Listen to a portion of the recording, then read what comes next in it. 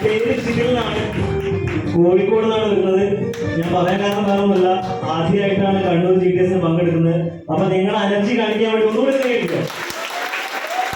നിലവില് എല്ലാ ആളുകളെയും പോലെ ഈ ബിസിനസ് മനസ്സിലാക്കിയിട്ടൊന്നല്ല ഈ ബിസിനസ് ഏറ്റെടുത്തത്. കാര്യം കേട്ടു, വേണ്ടപ്പെട്ട സുഹൃത്ത് പറഞ്ഞുകൊണ്ട് കേൾക്കാൻ തയ്യാറായി. കേട്ട സമയത്ത് പൈസ ഉണ്ടാക്കാൻ പറ്റും സാറേ, അത് മനസ്സിലായി.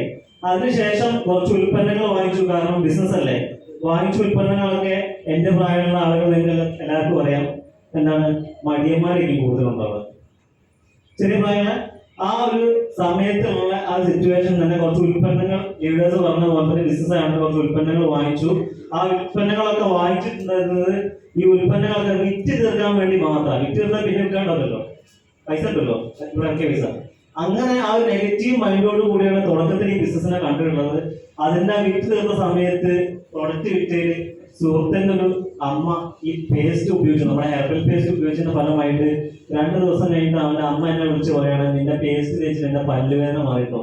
നല്ല അപ്പൊ അത്രയും ഹൈ ക്വാളിറ്റിയുള്ള ഉൽപ്പന്നങ്ങളാണ്. ആ ഉൽപ്പന്നങ്ങളുടെ റിസൾട്ട് കിട്ടിയോണ്ട് തന്നെ ഞാൻ ഒന്നുകൂടി എനർജിയായി, കാര്യങ്ങളൊക്കെ ഒന്നുകൂടി പഠിച്ച് സീരിയസ് ആക്കണം മനസ്സിലായി. പ്രോഗ്രാം അറ്റൻഡ് ചെയ്തതിന്റെ ഫലമായിട്ട് നിലവില് ഈ ബിസിനസ് ജോലിയുടെ കൂടെ ഒരു 2 വർഷത്തോളം വർക്ക് ചെയ്ത്, നിലവിൽ വർക്ക് ചെയ്തുകൊണ്ടിരുന്നത് ഏഷ്യൻ പെയിന്റ്സ് എന്ന കമ്പനിയുടെ മാർക്കറ്റിംഗ് എക്സിക്യൂട്ടീവ് ആയിരുന്നു.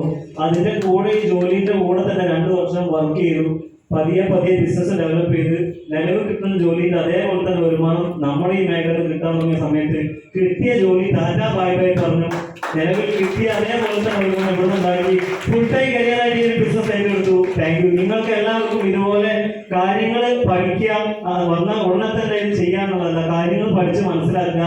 എന്ത് സംശയം ഉണ്ടെങ്കിലും നിങ്ങളെ ഈ ബിസിനസ് ഓപ്പർച്യൂണിറ്റി പരിചയപ്പെടുത്തി ആളോട് ചോദിച്ച് മനസ്സിലാക്കിയിട്ട് പഠിച്ച് മനസ്സിലാക്കിയിട്ട് ചെയ്യുക എന്നുള്ള കാര്യമാണ് എനിക്ക് പറയാനുള്ളത്. എല്ലാവർക്കും അത്തരത്തിൽ വലിയ വിജയങ്ങൾ ഉണ്ടാവട്ടെ എന്ന് പറഞ്ഞുകൊണ്ട് ഞാൻ താങ്ക് യു.